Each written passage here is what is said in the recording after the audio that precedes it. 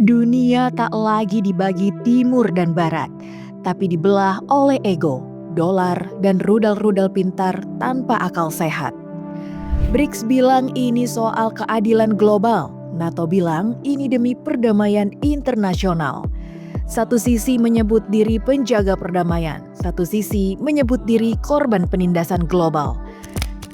Jika pertemanan jadi persekongkolan senjata, selamat datang di trailer Perang Dunia Ketiga.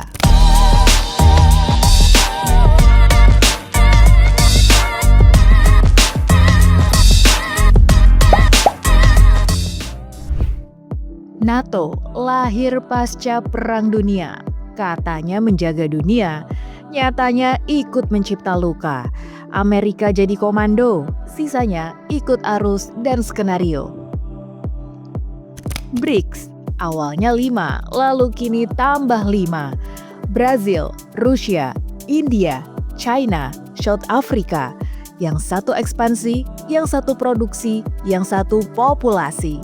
Ditambah Iran, Arab, Ethiopia, Mesir, Uni Emirat Arab, dan terbaru Indonesia. Indonesia secara resmi mengikuti KTT BRICS yang pertama kali, dan ini adalah inisiasi dari Bapak Presiden. Kemudian di tahun yang sama kita diterima, kemudian seluruh negara anggota BRICS dukung, support, dan akhirnya di tahun yang sama juga kita resmi menjadi anggota penuh BRICS. Dari yang dulu cuma penonton, sekarang pengen nulis ulang naskah dunia. BRICS was set up to degenerate our dollar. And that's okay if they want to play that game, but I can play that game too. So anybody that's in BRICS is getting a 10% charge. BRICS tidak lahir dari peluru, tapi dari ketidakpuasan terhadap dunia yang timpang dan semu. Ekonomi jadi senjata, dedolarisasi jadi upaya. Tapi apakah benar mereka satu suara? Ukraina masih berdarah, NATO terus kirim senjata. Rusia balas dengan rudal dan propaganda. 我们坚决反对美方与中国台湾地区进行任何形式的军事勾连，不管是军援、军售，还是其他什么名目，美方都是想把战火引向台湾，意在毁台害台，用心极其险恶。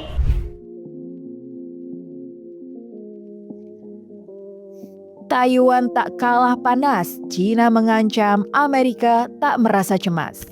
Dan di tengah itu semua, muncul kalimat dari Medvedev yang bikin dunia bergidik. Kalau perlu, kami pukul duluan sebelum kami yang dilumat. Bukan sekedar ancaman, ini nyanyian perang dari bekas Perdana Menteri. Kalau kita lihat hitung-hitungan senjata, NATO punya 6.155 hulu ledak nuklir. BRICS yang jika bersatu 6.763. Jadi ini bukan perang antar negara, ini kontes siapa yang duluan bikin kiamat. Tapi perang besar itu bukan cuma soal misil, ini juga perang ekonomi.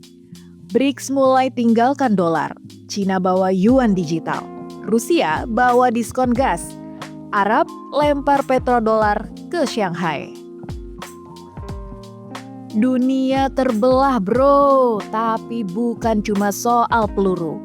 Ini juga tentang siapa yang bisa buat sistem dunia baru. Ini bukan perang rudal aja, ini juga perang mata uang, sistem, dan narasi berita. Dolar perlahan ditinggalkan, Cina dorong yuan digital, Rusia barter gas dengan emas. Arab tak lagi menoleh ke barat, mereka berpaling ke timur, ke BRICS, ke Shanghai, ke harapan baru dunia multipolar. Perang ini bisa dimulai dari pertemuan dan sanksi yang kelewat tajam, atau dari satu provokasi yang meledakkan keseimbangan.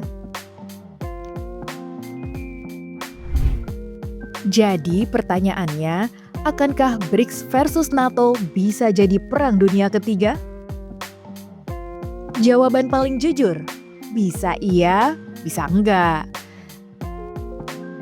Kenapa bisa iya? Karena kalau NATO kirim pasukan ke Taiwan atau Rusia nuklir Kiev, semua bisa meledak.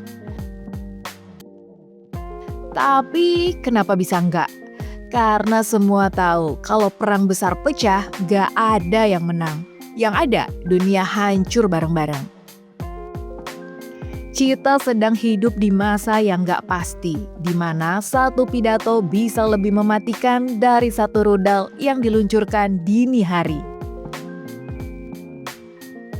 Kita butuh lebih dari sekedar diplomasi, kita butuh kemanusiaan yang lebih berani. Karena perang tak butuh alasan, tapi damai selalu butuh perjuangan. Katanya dunia makin maju, tapi kenapa solusinya masih bom dan peluru?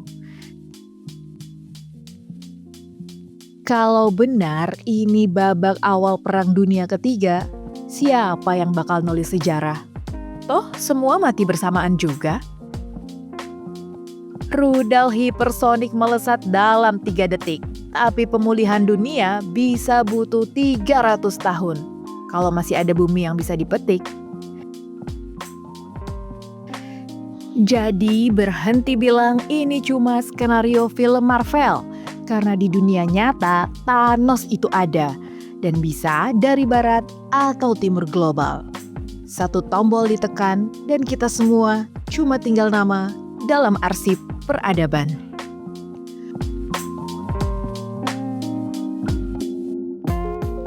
Dunia bukan lagi hitam putih, tapi siapa yang paling lihai membungkus niat perang dengan nama demokrasi atau kedaulatan ekonomi. Di barat NATO berbicara soal keamanan, di timur BRICS bicara soal keadilan. Dan kalau perang benar pecah, bukan cuma mereka yang berdarah.